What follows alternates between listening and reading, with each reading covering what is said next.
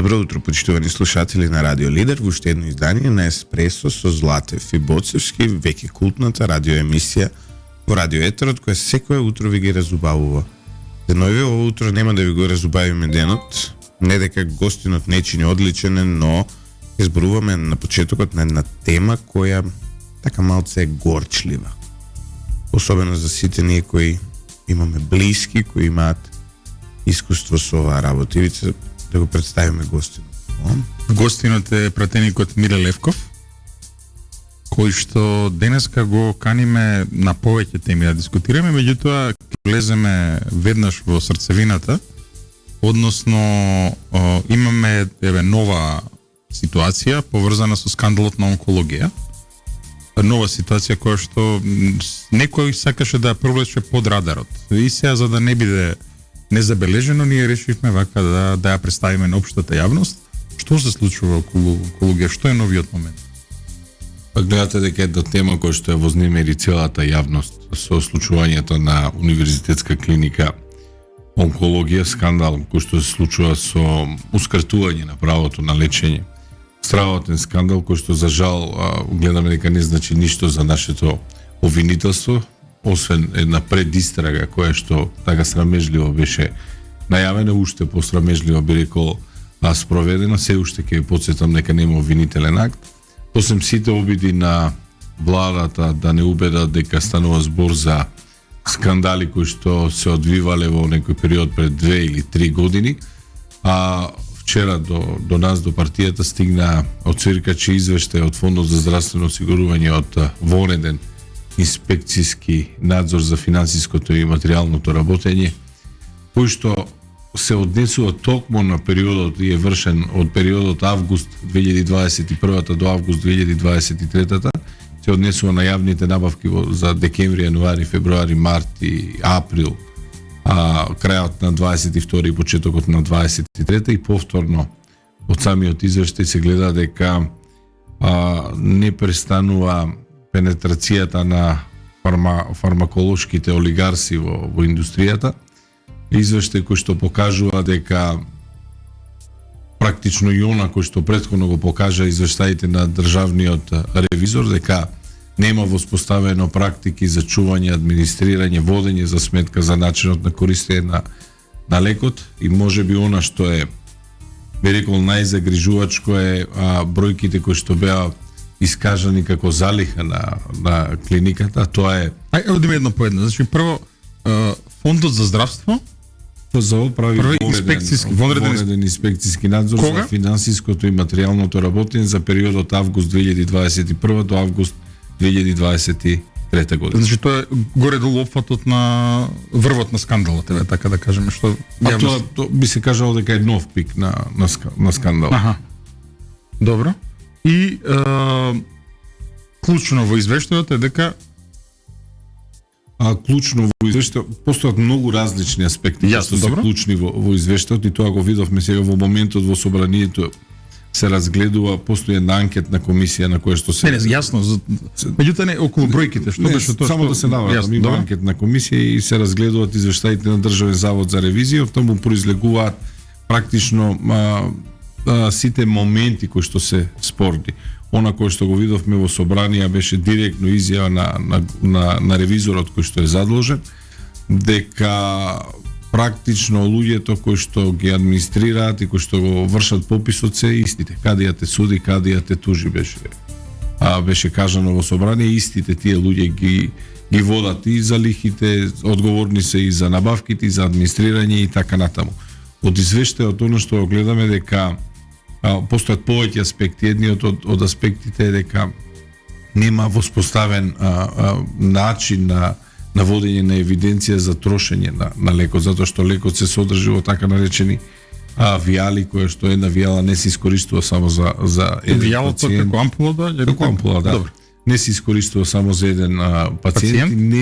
Нема предвидено начин на кој што се води евиденција за трошењето на лекот. Ке ве потсетам, станува збор за исклучително скапа терапија. Она друго кое што можеме да се забележи во вонредниот извештај за финансиското и материјалното работење и тоа зборуваме за 2023. Внимавајте за оваа година, пописот на лекарствата кои што се наоѓаат за крајот на март укажува дека само по однос на 5 лекови кои што се наоѓаат како залиха, едниот лек, сега да не ги кажуваме по име, од едниот лек регистрирана залиха 121 милион денари, од вториот лек регистрирана залиха 122 и 900.000, скоро 123 милиони денари, од третиот лек над 400.000 денари, од четвртиот над 900.000, вкупна залиха 1,5 милиарда денари. Тоа се некои му доаѓа колку? По тоа му доаѓа некаде околу 25 милиони евра. 25 милиони евра. А тоа нема да ги спречи тие истите на крајот на февруари распишат нов тендер, нов јавен, односно да склучат да влезат во една јавна набавка за околу 500 милиони денари. Значи на залих има 25. На залих имате 25 милиони евра а започнувате постапка за набавка од околу 8-9 милиони евра. Ќе ви потсетам дека целите стокови резерви на државата кои што се однесува нели од сите прехранбени продукти, вклучително и лекови и пченица, и пченка и сточна храна и лекови и нафтени деривати, до пред некоја година беа 4 милиони, па ги изголеми државата на 16 милиони вкупните стокови резерви. Кога зборуваме за економија, кога ќе кажат дека можеби треба да се ослободат дел од нафтени деривати, нели од нафтените резерви. И се тоа ви покажува за каков скандал станува збор. Да се разбереме, значи оправдано е, треба да се трошат пари за пациентите, меѓутоа проблемот е корупцијата, очигледна во системот. Корупцијата не е апстрактен поим. Ние често кога зборуваме за корупцијата, дел од граѓаните како да лета во апстрактен поим и ќе кажат има корупција, ќе констатираме дека постои корупцијата и овде завршува дискусијата и дебатата. Корупцијата е секојаш мерлива. Секојаш се појавува, дали ќе ви се појави во форма на инфлација, дали ќе се појави во облик на зголемен трошок, дали ќе се појави во случајов ни се појавува како недостаток на здравствена грижа и од една страна, а од друга страна недостаток на лекување, затоа што од извештајот излегува многу работи, повторно една мала дигресија. Се гледа дека не се почитуваат роковите за испорака на лековите. Затоа што оние кои што се носители, тоа е една умилена веледрогерија на власта, имаат рок од 5 или 10 дена, зависно од лекот, да го испорачаат истиот. И јасно се гледа од воредниот извештај дека при испораката на лекот имало доцнење, односно пробивање на роковите од 5 и 10 дена. Ако имате пробивање на роковите од 5 и 10 денови, а тие рокови се дадени, логично следствено е дека некој нема да ја добие терапијата на време. И логично е тоа дека оние кои што ја распишуваат и се грижат за набавката на лекот би требало, ако ништо друго, тоа да го пријават до Бирото за јавни набавки за компанијата која што не ги почитува роковите кои што се предвидени со договорот да носат некакви последици. Меѓутоа, претпоставувате, тоа не се случувало на онкологија. Зошто? Затоа што најверојатно приоритет пред правото за лечење, кое што е уставно загарантирано право, најверојатно стои правото за остварување на профит на компании кои што се блиски на владата. За кои компании стан збор? Ајде да бидеме отворени. Од ВМРО ДПМН отворено ја споменувате веледрогеријата Доктор Пановски, која е собственост на Доктор Пановски, но во изминатиот тој се покажа како екстремно, дури фамилиарно вмрежен со дел од клиниките. За подсетување на неговата керка е долгогодишен, како се вика, директор медицински на клиниката за хематологија, а неговата невенчана сопруга е дел од овие од онкологија и баш таму е во многу комисии, прави набавки и така натаму. Така е, она што го покажа Собраниската комисија, токму еден од примерите дека Снежана Смичковска, која што е акционер практично во веледрогеријата Пановски е дел од конзилиумот од онколошкиот конзилиум кој што треба да се грижи за рационализацијата и за начинот на користење на лековите. Сега тие кои што треба да се грижат за рационализација за користење на лековите, веќе според втор релевантен извештај, значи ова не се наводи на опозицијата. Зборуваме за извештај на Државен завод за ревизија во кој што вели дека нема предвидено јасни процедури за чување, администрирање, складирање и евидентирање на начинот на трошење на лекот. А нивната основна задача како конзилиум на онколошката клиника е рационализација на препишувањето на лекови. И овде би требало да имаме нешто кое што се вели судир на интереси, истото треба да биде детектирано и да биде реагирано на време. И додека има пари за огромни, вие рековте и се сложувам со вас, треба да биде да биде набавен лекот, но додека фиктивно се врзуваат 25 милиони евра во склад, во магазини се распишуваат до други тендери, останатите пациенти како што се диабетичарите, ретки болести, цистични фибрози и така натаму, гледаме дека секојдневно молат државата да им обезбеди лек. Значи имате фиктивно врзани 25 милиони евра во магазин складирани, а од друга страна имате реални пациенти со реални потреби за администрација на лек кој што им е потребен. Не денес, би рекол вчера им е потребен, од државата гледаме дека се молат да дојдат до тој лек. Зошто? Најверојатно затоа што одредени блиски веледрогери и фармациски олигарси одлучиле кои лекови можат да бидат набавени, кои не можат да бидат набавени, или кој е, би рекол, порентабилно да се работи со него. Се прашањето е дали ово извештај ќе влезе во работата на анкетната комисија? Би требало, истиот најавивме дека ќе биде доставен до анкетната комисија, работата на анкетната комисија да ги расветли случаите и да зборуваме за оно што се помалку се зборува во општеството, а тоа е за политичката одговорност.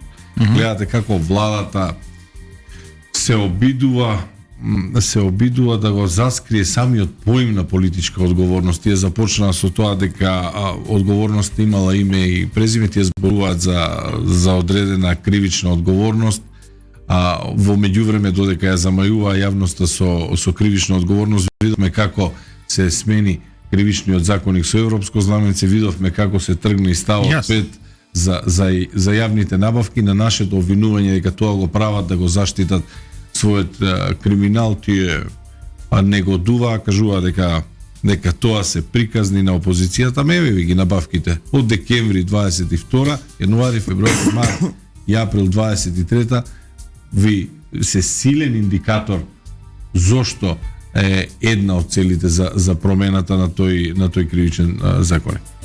Во однос на овие компании, например, ние имаме една друга информација, не знам дали стигнале до вас. Таму се случувало и нешто друго. Ова што ќе го кажаме шокантно, но ми доаѓа од извор кој е премногу релевантен за да го занемарам, за човек кој е предобро, како да кажам, позициониран во секторот за кој говориме. Имено, имало случаеви да се примаат лекови, да се увезуваат лекови, а всушност веледрогеријата ги купува лековите на фактура во странство, фактурата ја плаќа, но лековите никогаш не стигаат во Македонија, туку се продаваат потоа на други места, преку други офшор фирми на оваа веледрогерија. Лажни сертификати на царина се добиваат дека тие влегле во државата, иако не влегле, па се удираат печати на царина. И потоа истите се носат на клиниката, каде што некој прави технички пример дека ги дека ги примил, а тие воопшто никогаш не влегле во Македонија. Имало и такви случаи. Дури ми ја кажа и веледрогеријата, сега да не ја именувам, јавно кажувам, па ќе се препознаат кои си и како се, затоа што сепак ниту сме ние судство, ниту сме обвинителство и не сакам после да се расправам по судење. Па во последните 30 години. Ман беѓа. Мачека во овој ланец многу луѓе се вклучени во јавна тајна. Никогаш не влегле во Македонија, се продавани на дел од клиниките. Особено за оние што се скапи, ретки и каде што нели е мал увозот, немаш големи количини, немаш камиони, но плаќана е царина уредно. Таму каде што се плаќани, после преку фирма во Малта се продавани во Европска унија на други места. Значи два пати нели се продавани. Еднаш се продавани реално во странство и втор пат се продавани фиктивно во Македонија. Добро. Ова е навод. Ова е навод за кој ми беа презентирани и докази, кои видни.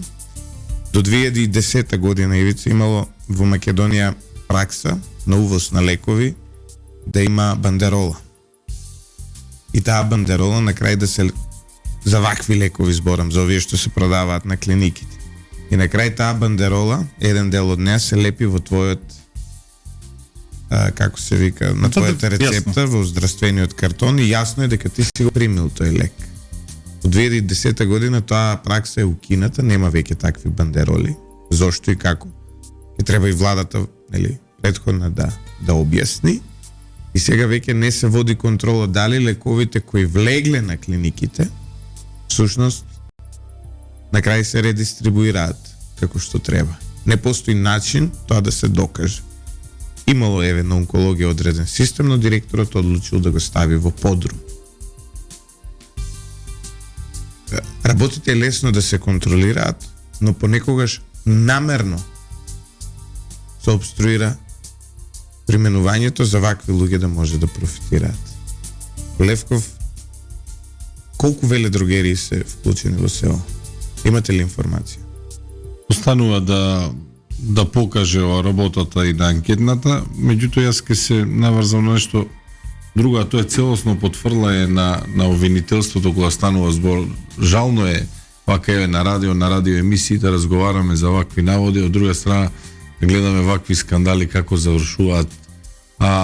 Би рекол, пред истрага се уште да немате обвинителен акт кога со години се слушаат практично лелиците на пациентите, на оние кои што се лекуваат. Имаме поразителни информации дека добивале физиолошки растор, од друга страна извештаите на Државен завод за ревизија и на воредни инспекцијски надзори ви покажуваат огромни финансиски измами. Да имаме јавно обвинителство кое вака работи на ваков начин, би рекол е скандалозно. Она што го слушнавме од Љубомир Јовевски кога дојде на анкетната комисија, би рекол помалку можеби и пародично на наши прашања за тоа кои мерки се преземени, како тече пред истрагата.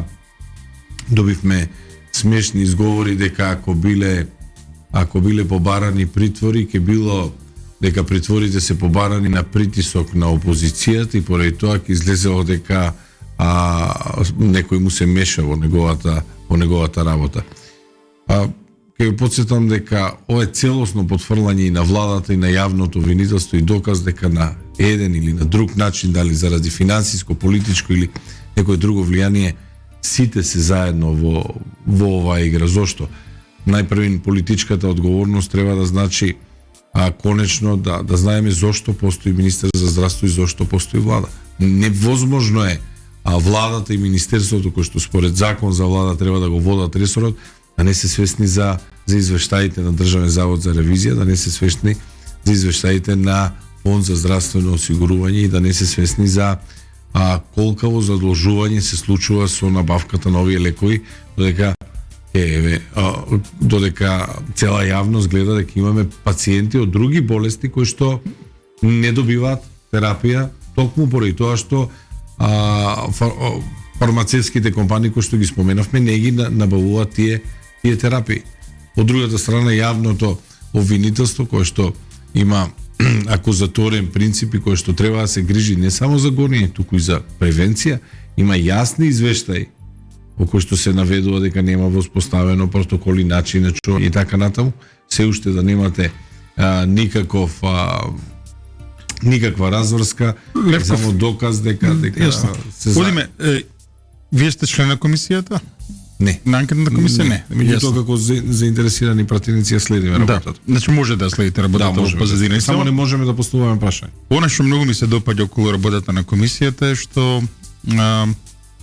условно кажано на многу политичари во Македонија кои што беа многу надмени летаа во облаци, по скопски кажано им го земавте чаталот, а видовме некои луѓе кои што на времето одеа во облаци, кои што беа недопирливи, како да еднаш гледам се прикажуваат како скромни интелектуалци, па со очила нешто читаат, па дури наудрени вака се прават дека не ги разбираат прашањата и така натаму. Тоа е многу ми се допадна. Морам вака да го истакнам дека комисијата успева да ги врати на земја некој од овие што полета. Исто така можам да кажам дека убаво е да се види како сите се наредија како ученичиња пред комисијата. Меѓутоа, можете ли да излезете врз основа на што гледате, што го следите таму со проценка докаде е во моментов работата на комисијата? Се уште тече работата на комисијата, неблагодарно е да се коментира. На крајот на работата ќе бидат изготвени извештај сигурно. Да, заклучоци кои што нели ќе бидат понудени и треба да бидат прифатени. Она кој што треба да произлезе од работата на комисијата, тоа се индикатори за политичка одговорност, како една од работите. Друга работа која што треба да произлезе можеби начини, методи како да се дојде до предлози за измена, дополнување на закони, законски решенија и така натаму, да не се овозможи ваков скандал повторно да се јави, затоа што можеби ќе се наметне потребата од менување на одредени одредби, дали во закон за здравство, дали во закон за влада и така натаму, конечно да ја врземе онака како што ќе кажат тие одговорноста со име и презиме. Предолго се остава ваква ситуација. Да. Значи има шанси конечно една анкетна комисија во Демократското собрание на Македонија да заврши со работата? Ќе видиме дали ќе бидат усвоени заклучоци. Затоа што досега немало таква ситуација. Ќе видиме. Меѓутоа на крајот на криштата ќе има сигурно и предлог за заклучоци, ќе има и и работа уште колку остана што треба да се слушаат, сигурно има уште минимум 10 на 20 на лика. Да. Тоа ќе ви упатам кај председателката на анкетната комисија. Левков, се знаете, ова е малку и лично прашање што ќе ви го поставам. Вие за разлика од нас овие факти ги гледате нели секојдневно и преку сведочењата на докторите и преку тоа што се случува нели таму. Именно прашање до вас. Лично кога гледате вакви работи, како се чувствувате, знаете, пошто ова е навистина прилично емотивна работа да се гледа. Зборуваме за болниот рак, зборуваме за навистина тешки случаи. Не знам, тоа човечко и верувам дека сите го чувствуваат тоа истото, можеби токму користејќи ги истите наводи власта успева би рекол да ги релативизира затоа што станува збор за многу грозоморни, емотивни настани за кои што луѓето не би сакале, како да кажам, да се политизира или да се експлоатира на можеби на некој ваков начин, меѓутоа ќе ве потсетам дека тоа е нешто со кое мора да расчисти. Најпрво ќе забележите дека овие од владата ги користат изразите и терминологијата како несаканите настани, несаканите случувања и така натаму, адресирајќи како да станува збор за акт на виша сила, нешто во кое што нели никој не е одговорен или несреќа кое што не снашла. За жал, оваа несреќа кое што не снајде е директно од оваа влада. И директно е поврзана со директорите кои што ги именува министерот, директно е поврзана со министерот кој што го предложил премиерот, односно председателот на влада, кој што е гласан од владеачкото мнозинство. Затоа имаме директна и јасна одговорност. И колку и да се силни емоциите, ние сите мораме да ги надминеме, да ги надминеме емоциите и да зборуваме дека овде станува збор за организирано злосторничко здружување, не станува збор за настан, не станува збор за несреќен случај, туку станува збор за луѓе кои што не ни мислат добро, не им мислат добро на пациентите, кои што можеби се полоши од самата болест. И Левков и тоа за најосетлива работа. Пази, ако некаде се гледа работата на државата, тоа е тоа. На јавното здравство, значи да понуди за, како да речем, за најосетливата категорија, таа болна со вакви болести, да понуди лек. Така што тоа е моментот кој што е навистина најгрозен во целата таа работа. Ке се согласиш ли? Да. Мислам дека исцрпивме темава онкологија до одредена мера. Па не е тешко дека може да биде исцрпена, туку може би со последниот дел во кој што повика на емоции, моменти да ја промениме малку темата. Да, почитувани слушатели, тука ќе имаме една кратка пауза за реклами, проследена со мала така малечкичка, како се вика тоа, музичка пауза. И јас ќе го напуштам студиото затоа што имам одредени семејни вредности. Убаво кажам, не се коригирај. Обврски, па и вредности, да, во исто време. Миле и Ивица ќе продолжи тоа утре. Јас навистина ви се извинувам што вториот дел од емисијата нема да ме слушате, но имаме доволно интересен гостин да го слушате во вториот дел, каде што Ивица за политика више немаш они да сумјам у него да му ги препуштам работите. Меѓутоа ќе бидеме лишени како граѓанство од едно прекрасно утро. Аманет од мене, немојте да фатите да разговарате за израелско-палестинските прашања. Не. И имаме и немојте да ми ја фалите левица. Почитувани слушатели, гледачи на Утринско еспресо со Златеви Буцевски, добро дојдовте пак во нашата емисија. Денеска наш гостин е пратеникот Миле Левков. Во првиот дел од интервјуто зборувавме за прашањето поврзано со новиот вонреден извештај, повторно врзан со клиниката за онкологија, кој што го спровел Фондот за здравство и кој што досега јавноста не го знаеш. Односно беше криен од јавноста, а внатре повторно има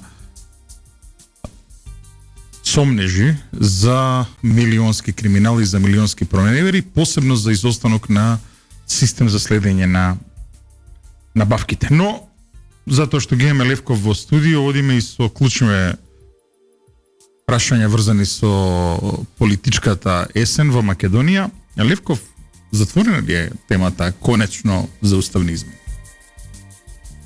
Самото тоа што потребата од уставни измени беше ставена на седница на како беше 18 август, се сеќавате како скоро 2 месеца. Да, се сеќавате како заврши Талат Џафери ја одложи на неодредено време. Ќе потсетам дека постои нели глава 10 која што се однесува на уставните измени, кој што предвидува дека расправата за потребата од промена на уставот се води и трае во целост најмногу 10 дена, пошто истото се става на гласање. Расправата за потребата за гласање на уставот заше истиот ден кога беше ставена, затоа што имаше по еден говорник, би рекол, од секоја политичка опција, да, од кај нас во име на коалицијата аргументите ги изложи професорката Гордана Силјановска-Давкова како професор уставно право, заврши таа работа и наместо да се стави на гласање, Талат ја одложи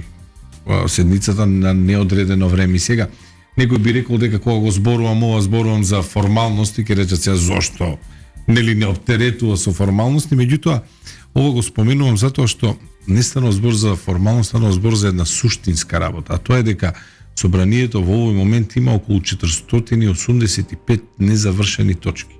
Тоа се извештаи, прегледи, закони и така натаму. Уставот е една од нив и во моментот е затрупана во волјата на Талат Џафери. Таа е некаде фигуративно кажано во фиоките на собранието, да. На собрание. И тоа единствено може да ја извади сега Талат Џафери.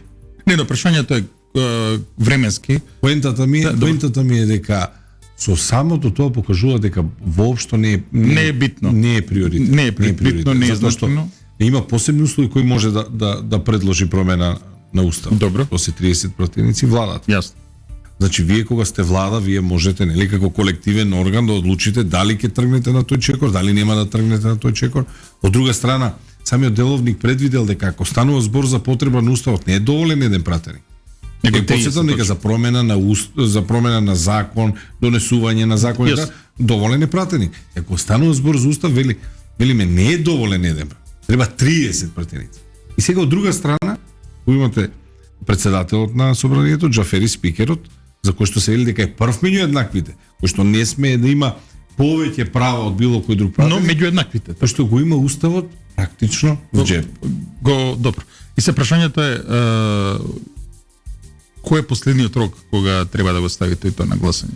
За да биде теоретски возможно тоа да се заврши во рамките на ова собрание, декември или како е тоа? Па сите рокови се пробиени. Значи да, сите временски веќе временски уставот гледате дека се користи како да ви кажам, промената на уставот се користи само за една работа, тоа е корупција во име на Европската унија. Корупција со европско знаменце, можеме така да го речеме. Знаменце секојаш кога ќе треба да покријат одреден скандал и одредена тема се наметнува промената на уставот, иако тоа е завршена работа. Начинот на кој што започна, динамиката со која што се водеше, реториката како се водеше, а тоа со купување пратеници наместо со отворена дебата, преговори и консензус и барање или дополнителни гаранции, кај нас видовме како се водеше на еден обратен начин и сега каде што се наоѓаме практично на неколку месеци пред избори, кога според сите правила треба и да започнат овие мисиите на ОПСЕ, нели имаме една мисија која што трае 6 месеци, една е кратката која што трае 3 месеци, веќе треба да зборуваме за измените на уставен законник, неговото усогласување со препораките кои што се дадени и така натаму. Многу битно прашање, избор на член на Државната изборна комисија од опозицијата. Така е, од опозицијата, апсолутно нешто кое што гледаме дека повторно сакат да го изиграат. Дали има дилеми ВМРО ДПМН дека ова место припаѓа на опозицијата и ова место треба да го даде некој од оваа обединетата опозиција на партија на етничките албанци во Македонија или некои други решенија ќе се бараат? Зборно за ставот на ВМРО ДПМН. Значи, остав е дека треба да се почитува законот како што е напишано, во моментот тоа и припаѓа на... Значи, без алтернатива и демократско движење треба да се усогласат и да дадат едно име. Да номинираат, член. Добро. Зошто тоа не го се случува? Еве огласот е распишан. Постојат повеќе варијанти, дали им е потребна државна изборна комисија која што е нефункционална, нелегитимна, може незината работа да биде оспорено, дали е во прашање некои други игри во кои што ќе се обидат да ги изиграат. Тоа се луѓе со кои што вие никогаш не сте на чисто. Ќе ве потсетам само како се направи измената на кривичниот законник. Не на кривичниот, тоа е, сега нема потреба да ги потсетувам да знаат. Меѓутоа ќе потсетам како се направи измената на член на комисија за избори и именување Фадил Зендели, кога се промени членот на пленарна седница. Практично вечерта во 20 часот го имавме спикерот на собранието на национална телевизија како вели јас нема да дозволам такво против деловничко менување на член, ќе оставиме комисијата да се работи. Утре дента на закажана седница доаѓаме на работа, итно се закажува дополнителна седница со точка менување и тоа се повикуваше на членот деловникот кој што се однесува на именување или разрешување на себе со други зборови, на јавни функционери. Да, поплука на себе. Значи немате, би рекол, конзистентност на ставови врз кои ќе можете вие да ги градите предвидувањето. Дали сте вие член на комисијата за европски прашања? Да. Па добро е тоа, затоа што од она што го гледаме во собранието, очигледно е дека има два дома во македонското собрание. Имаме еден дом избран на демократски избори и имаме комисија за европски прашања која што е некој втор дом каде што се изместува целосно парламентарната постапка. Комисијата за европски прашања е невозможна комисија за работа. Што значи тоа? Што значи тоа? Во ситуација кога имате целосна, би рекол, доминација на извршната власт на сите други облици на законодавна, судска и така натаму, а начинот на кој таа доминација на извршната власт да се пренесе во собрание е комисијата за европски прашања.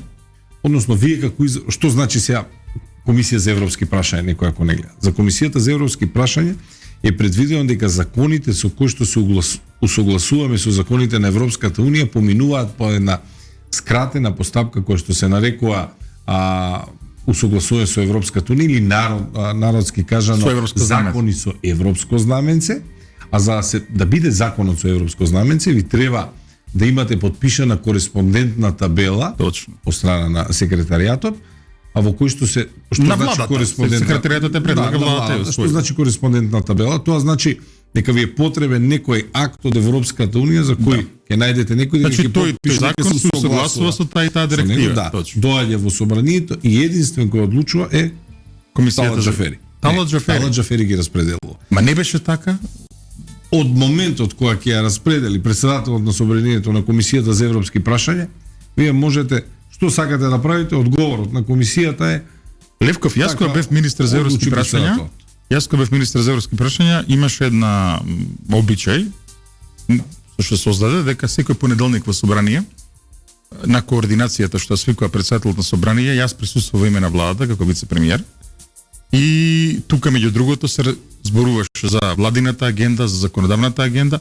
Ако имаше предлог закон за европско знаменце и ако во тој момент подпредседателот на собранието од СДСМ Јани Макрадули имаше забелешка околу тоа, Трајко Ваљановски, председател на собрание, не го ставаше тоа во процедура, додека подпредседателот Макрадули од СДСМ не кренеше забелешката. Значи ја требаше како представник на владата во таа координација да докажам дека тоа заслужува европско знаменце. Што се случи со тој обичај? Постои уште таква координација во собранието? Вие кажав постапка. Единствен султан е председателот на собранието кој што самостојно одлучува. Значи нема вакви, тоа не постои тоа. Самостојно одлучува на комисијата за европски прашања ќе видите се и се што. Некоја која следи работата на гледавме непријатни сцени гледавме. Ќе видите се и се што. Буквално. Закон за работни односи со кој се продолжува мандат на суди и јавни обвинители. Првата точка, втората точка ви го менуваат закон за парнична постапка. Третата точка зборува за генеалошки материјал и за семенски материјали кај дрвата. Петата точка е закон за води, шестата е закон за лосто, значи една комисија која што е невозможно за функционирање. Невозможно да се следи и да функционира. Игри на среќа и така натаму. Марихуаната беше на времето нешто такво беше. Неколку обиди, тоа преку закон за лекови. Секој стигнува со европско знаменце. Идејата за таа постапка која беше внесена беше друга, тогаш во тој момент се занесувавме сите, значи не дека кога ќе се отворат преговорите, ние толков залет ке фатиме што ќе биде проблем или редовната парламентарна постапка, па демек да ги забрзаме нештата, се покаже дека во Македонија тоа се злоупотребува. А дури целата целисходност зашто постои таа постапка веќе е обесмислена. Постои само за би рекол брза трака. Ајде, кога има реален закон и да пројде низ редовна постапка, пак нема ништо да како да кажам. Никој ништо не губи. Една работа е кога се усогласувате, друга работа е кога менувате одредби, кога менувате норми потребни или зошто се потребни редовните постапки, затоа што е потребно време да се запознае јавноста, потребно е јавна дебата, потребно е да поразговараме, да ги проанализираме законите, затоа што ако него и извештаите, например за овие извештаи кои што зборуваме, стигнуваат во собрание, во кој што се содржа и на одити. Сега јавноста ќе каже зошто вие не ги разгледувате. Затоа што имате председател на собрание кој што може практично на неодредено време да ги одложува. Точно, на 62 седница, извештајот ви е 22 точка.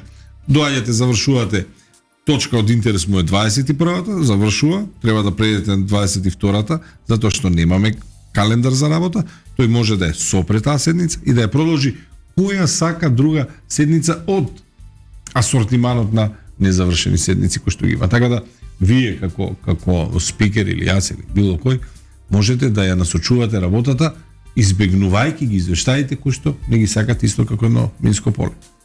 Се разбира тоа секош на штета на јавноста, секош на штета на интересот на граѓаните. Она што можеме да го кажеме дека потребно е собранието да се врати својата улога и ова изместена улога на председателот на собрание не е својствена за демократски собрани. Ова повеќе наликува на параничниот систем отколку на на типично демократско Останува собрание. за Комисијата за европски прашања во сите други земји кои што се нели аспиранти за членство, постојат комисии кои што ги разгледуваат, налик на она што раскажате, постојат комисии кои што треба да верификуваат при влез во собрание дека законот може да биде разгледуван како закон со европско знаменце или на брза лента. Кај нас, за жал, никој никогаш ниту е отворил таа тема, едноставно таа улога му е оставена. Не, го кажам затоа што е, како да кажам, се обесмисли целата постапка, зашо постои воопшто целото нешто. Ке смени ли нешто овој деловников новиот што се изработуваше кој дело тој не процес? Слушам дека при крај тоа е една вест која што вака ја пропуштаме.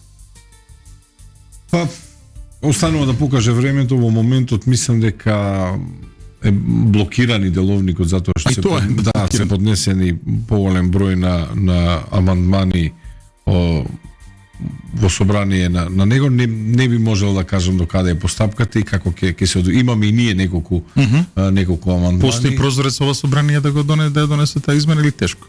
Не знам. Би се благодарна од коментар, затоа што деловникот треба да биде донесен консензуално. Пракса е дека кога се донесува еден деловник, тој важи нели за наредниот пратенички состав, така да практично е невозможно да имате пратенички состав кој што сам за себе ќе го донесе деловникот. Има една таква пракса, ако го донесувате важи од следниот мандат, така да ако биде донесен ќе важи од следниот мандат. Ако се прескокне овој период кој што гледаме дека ни е обременет со многу прашања како здравствени, како што е онкологија, како што е коруптивни скандали и избори кои што ни престојат, тогаш ќе треба да го чека не наредниот, туку понаредниот состав за да влезе во сила. Па добро, меѓутоа по мене секоја пратеничка група треба да има некоја си неформално, не би рекол вето, него задршка. Може да каже ова не е за брза пруга, дури и да е усогласување со правото на Европската унија, таму има и политички теми, задиру политички прашања. Значи, ако некоја пратеничка група каже идеме во редовна постапка, треба да се оди, а не председателот на собрание самиот да решава што е за брза трака, што не е за брза трака, па да гледаме немили сцени во собранието какви што ги гледавме. Апсолутно. Меѓутоа, знаете дека во тој процес едноставно Европската унија користат само како изговор, рековме за корупција. Е само за пример. На Комисијата за европски прашања дојде вице-премиерот за евроинтеграција Бојан Маричич, во кој што требаше да се разговара за скрининг процесот. Скрининг процесот е практично еден формален процес во кој што се гледа нели колкав дел од нашето законодавство е усогласено со законодавството на Европската унија. Никој не разговараше за тоа. Никој не разговараше. Едноставно разговаравме повторно, знаете, за уставните промени. И за леви прашања таму, така? Го кажував овој пример. И знаете кои иницијативи и предлози беа дадени од страна на владата и собранието да подпишеле меморандум за соработка. Тоа не е нормално. Како собранието да е невладина организација, а владата е друга невладина организација и се Ма чека, устав има како меморандум за соработка, глупост. Но се согласуваме секој кој што малку е разбира, знае дека односите помеѓу законодавна и извршна судска власт се уставна категорија. Може овој текст да го добиеме чисто вака од историски. Еве погледнете ги материјалите од последната како беше представување за скринингот на ова има историска тежина, значи меморандум за соработка. Господинот Маричич и дава идеја дека мислам дека беше негова идејата или на некој од пратениците од власта, без разлика. Еден од нив даде идеја дека е потребен закон, да донесеме закон за евроинтеграција. Многу се инвентивни. А другата идеја беше дека потребно е да подпишеме меморандум за соработка. Значи луѓето кои што не знаат каде по структурата на институции се наоѓа собранието, каде ви се наоѓа владата, како се уредени нивните врски, тие ќе треба да се грижат за вашата интеграција во јасно. Во Европската унија. А инаку тука можеме да влеземе во една грешка во која што влегува други земји кои што беше влегува во унијата, имено и онака во земјиве посткомунистички собранието е слабо. Меѓутоа сите го водеа процесот на евроинтеграција на таков начин што направија супер влада, дополнително ја разводни улогата на собранието и нормално владите потоа не се откажуваат толку лесно од таква комотна ситуација. Па еве сега повторно собранијата се трудат да се вратат таа контролна улога. Така што веројатно нешто слично, некоја слична инспирација добиле. Па ќе ви Марици потсетам ке компанија. нас како држава сме во овој мандат само имавме застој на пратенички прашања од скоро цела година. Цела година. Цела година. Цела година. Цела година застој. немаше пратенички прашања. Се сеќавате? Да, како? Се сеќавате дека најпрвин беа суспендирани пратеничките прашања како еден од инструментите за надзор над законодавната над извршната власт заради локалните избори. Потоа беа суспендирани заради оставката на Заев, нели имаше реконструкција. Па потоа беше владата на Ковачевски, на неизбраниот Ковачевски беше толкувано како нови 100 дена. 100 дена од новата Што нема влада. логика точно. То нема никаква логика и ти успеа во еден мандат. Знаете колкав е мандатот до сега, една цела година тие практично го суспендираа. Четвртина од мандатот зашто. Тој институт ќе ви подсетам овие денови за тие што следат пратеничките прашања, почнуваат со писмени пратенички прашања од пратеничка од владеачкото мнозинство, кое што истиот сет на прашања го поврзува со име и презиме, иако не може да се прашува по име и презиме, практично истото прашање за едно исто право на различни стотина граѓани, да го поставува како писмено прашање, додека новинарите ви се горе и се подготвуваат вестите, вие гледате театар. Односно, како се поставува беззначајно прашање со различни имиња, со различни презимиња, без при тоа да се прескокне, би рекол, суштината. Например, новиот деловник предвидува дека писмените прашања ќе дојдат на крај, а на пратенички прашања предност ќе имаат да поставува опозицијата, за да немаме она што ни се случува нарачани прашања и нарачан. Па гледаме во Британија половина што нели дискутираат. Да, не е тоа премиерот и лидерот на тоа целта е поинаку. Да, не е целта тоа на пратенички прашања, меѓутоа за жал тоа случува и знаете со она имам дополнително прашање, имам дополнително прашање на кој што добива повторно време да одговори. Се планираат како некој вид на маркетинг. Не знам дали сте во текстот тоа, меѓутоа премиерот спомна дека некакви работни групи требало да се среќаваат, наместо се среќаваат наместо да има лидерска средба околу прашања во изборите. Кои се тие работни групи? Малце не е мистерија целата таа работа. На што мисли? Ворете, нели, да се среќаваат работни групи, тоа е. Ама кои се да ги лоцираме? Сосем легитимно е и формирани се такви работни групи од подпредседатели, високи раководни структури од социјалдемократите, иста таква, нели, работна група од кај нас, меѓутоа работата на тие групи е да ја олеснат комуникацијата помеѓу партиите кога станува збор за стручни прашања, конкретни прашања при измена на закон, спроведување на насоки на опции и така натаму. Тие не служат за она за кое што сега во моментот ги користи Ковачевски, а тоа е за изговор за немање дебата.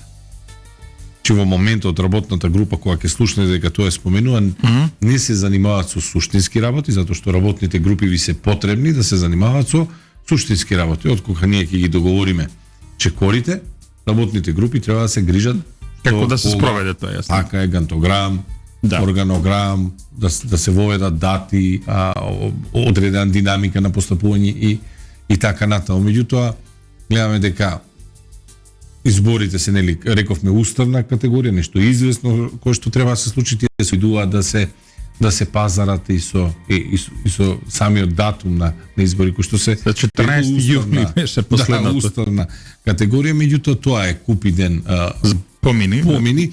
Тие кога ќе одиме во емисија, кога ќе сретнеме во собрание, она што сваѓам дека тие во нивната партија немаат ниту една анализа колку ќе не чинат изборите. Че никој не зборува за тоа, никој не зборува за тие две дати што би значиле од економски аспект, што би значиле. Нели има и втор круг? Да, и вториот круг, што би значиле од организацијски, што би значиле од аспект на замрзнување практично на належностите и на општините и на владата.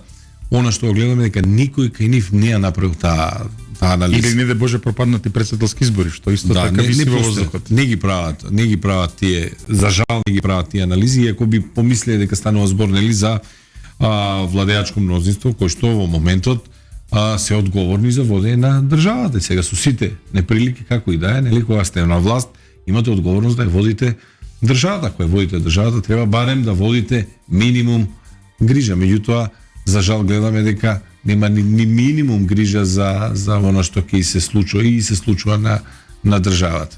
Затоа што ние зборуваме често нели за економскиот аспект, дека изборите чинат. Да, јасно, да. Дека изборите и не само тоа, успоруваат економската активност на целата држава, зашто власта тоа ќе кажам, постојат и други аспекти. Точно. И што не се спроведуваат јавни набавки, тендери и така натаму, се успорува драматично. Постои неизвестност кај бизнисмените, кај стопанството. Точно. Се намалува, не знам, процесот на инвестиции и така натаму. Постојат повеќе аспекти нели на кои влијат изборите. Јавната потрошувачка шум се намали, се намалува и потрошувачката во приватниот сектор, јасно. Да. Така што, добро, последното прашање само околу временскиот распоред, значи, некаде треба до декември, јануари се завршат овие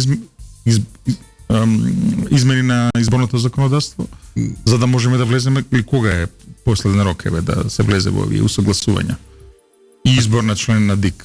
Па тие неверојатно ќе ги користат и последните би рекол рокови и последните инстанции. Меѓутоа известно е, рековме дека 24-та изборна година со почетокот на годината, дали ќе јануари, февруари ќе треба да се завршат тие процеси. И собранието потоа имате вие една неформална конвенција, не работите која кампања. Така, да. Значи од февруари ние функционалност има собранието. Од февруари веќе добро. Значи, мислам дека ги исцрпевме овие теми за кои што денеска зборувавме. Евентуално да прашаме да има уште нешто кое што го пропуштивме во нашиот разговор. Па, има многу теми, ама здрави.